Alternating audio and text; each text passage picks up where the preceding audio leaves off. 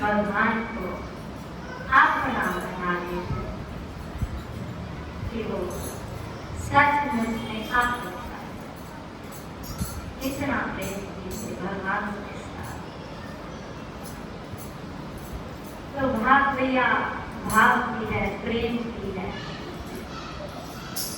उन्हें किसी का बहुत वैभव नहीं देखना कि ये कितना बड़ा इंसान है, क्या ये कितना दान करता है, कितने सुंदर वस्त्र पहना, कितना श्रृंगार किया, तो वह कुछ नहीं देखते।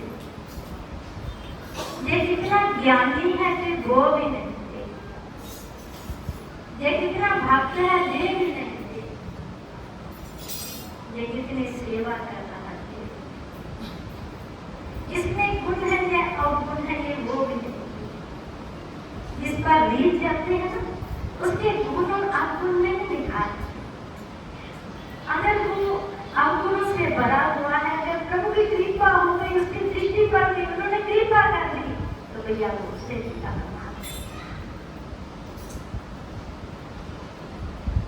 सब उनकी कृपा से होता है। भारतीय और सदैव क्या सुग्रीव में अवगुण नहीं थे, थोड़ा है उनमें था, लेकिन भगवान ने कृपा दृष्टि से देख लिया, जिसे देख लिया उसे अपना बना दिया। ये भगवान की कृपा है, उनकी कृपा बनी रही तो वो हमारे हैं, हम। इसी तरह एक रानी थी झारखंड की इतना भगवान से प्रेम करती थी कि अयोध्या गए और वहां से एक प्रतिमा लिया। रानी जी जाकर हुक्म दिया, मंदिर से रात हो गया, भगवान को विराजमान कर दिया। तो भगवान तो मेरा हमेशा धनुष्वान लिए खड़े रहते हैं, पता नहीं कब मेरे भगत का जरूरत पड़ता है, मुझे पुकारे, मुझे बात के जाना है। बहुत सुंदर प्यारी छवि है, सुंदर मंदिर है, भगवान खड़े। लेकिन रानी के मन में भाव है, वो भगवान को बाल रूप करती है अपना। माँ का ये बहुत कोमल होता है, चाहे वो जगत जननी है, चाहे वो संसारिक है, चाहे वो जन्म देने वाली माँ है, चाहे वो कैसे माँ कहने को माँ, उसका रिश्ते मक्खन की तरह कोमल होता। तो रानी ने कहा, रामलला तो खड़े हैं, तो थक जाएंगे, कितनी देर तक बैठ जाओ रामलला, बैठ जाओ, बैठ जाओ। जैसे माँ खड़ा रोक से दिया। राम ने कहा नहीं, जब मेरे भक्त बुलाएंगे तो मुझे उठने में देरी हो जाएगी, मैं कैसे पहुंचूंगा, इसलिए मैं हमेशा भक्तों के लिए खड़ा है। उन्होंने कहा नहीं, तुम्हें बैठना पड़ेगा, चौकड़ी लगाकर बैठ जाओ, मुझे आपको भोजन करवाना है। भगवान ने कहा ठीक है भैया, लेकिन ये बताओ कि मेरे लिए काम कौन करेगा। उन्होंने हनुमत लाल इधर आओ, आज से ये काम सभी तुम्हारे हैं, तुम्हें देखना है। आज तक अगर बुलाएंगे तुम्हें जाना है, मेरे रामलला नहीं जाएंगे, जहाँ पर आराम करेंगे, ये बैठे हैं। राम जी ने भैया मान लीजिए बात प्रेम की है, ये भाव की है, जिसने अपना बना लिया। कैसे बना लिया? शुद्ध हृदय से अपना आप समर्पित करके उसने अपना बना लिया। भगवान ने चौकड़ा लगाया और बैठ के, आज भी कहते उस मंदिर में राम जी चौकड़ी लगाए हुए बैठे। पहले तो सभी लोग दर्शन के लिए आते थे, कहते रानी ने बहुत सुंदर मंदिर बनवाया, राम जी की बहुत सुंदर प्रतिमा है। अब जब सभी ने आकर देखा कि राम जी चौकड़ी लगाकर बैठे हैं, सभी ने कहा ठीक भगवान विराजमान, ये भक्त का व्यापार। उन्हें कहा रामलला जहाँ पर आपको लेटना भी पड़ेगा, खाना भी पड़ेगा, मेरी बात भी मानो। भगवान ने कहा ठीक है भैया, जैसे तो ऐसा भाव है भैया भगवान के प्रति भक्तों का, और भक्तों के प्रति भगवान का। वो संतों को भी बहुत मानती थी। ऐसा उसका भाव था कि उसकी महलों में, उसके महल में राम जी का दरबार था, और उस महल में संत आकर विश्राम करते थे। बहुत ज्यादा ख्याति फैल गई कि रानी संत सेवा करती है, बहुत संत सेवा करती है।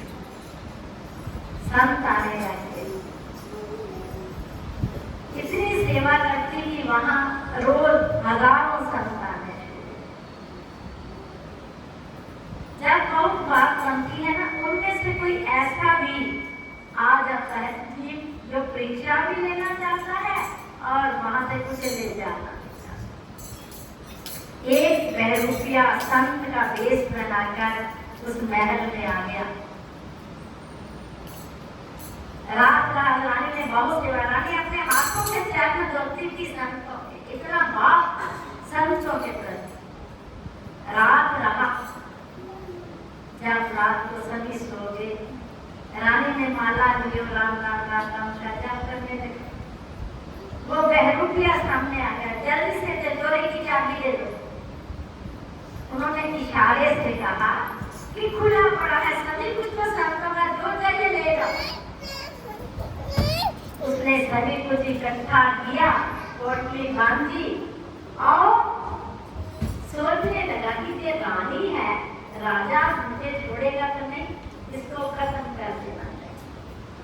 उसने अपने पास जो हथियार लाया था उसे निकाला, दूर से फेंका, रानी की लात पे लग गया, जो टांग थी उसमें जख्म हो गया, खूब लगा, खूब खून बहने लगा।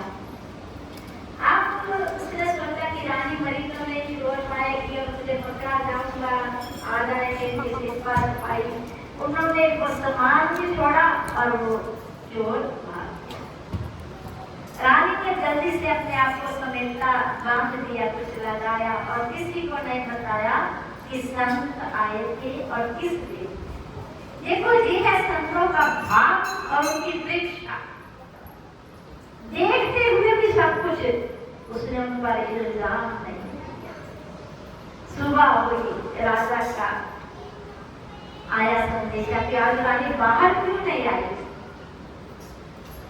उन्होंने कहा शायद कुछ ऐसी बात होगी इसलिए नहीं आई, तैरने। शाम तक रानी बाहर नहीं आई, फिर दरवाजा खटखटाया। दरवाजा खोला, रानी के देखा कि जख्म में और पूछा देखा कुछ नहीं, देखा कि राजा ने कहा ऐसी बात नहीं हो सकती, महल में कोई ऐसा सामान नहीं रखा कि जो तेरे कौन सी बात। उन्होंने फिर बताया कि ऐसे एक संत आया था, फिर भी चोर नहीं था। जो भक्त है ना, वो किसी के लिए अपशब्द कभी नहीं बोल सकता, चाहे वो सामने देख लिया, फिर भी नहीं कहा। उन्होंने कहा एक संत आए थे।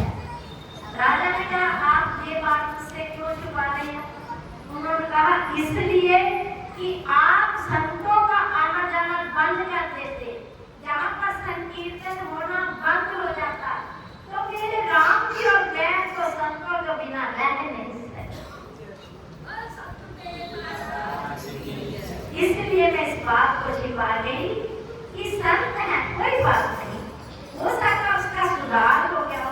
तो ठीक वही बात हुई कि वो जो चोर था उसने सब कुछ छोड़कर रानी के चरणों में आकर सिर झुकाया और कहा माँ, आज से तूने मेरा जीवन बदल दिया, मैंने सब कुछ छोड़कर भगवान के बदल में और तेरी सेवा में।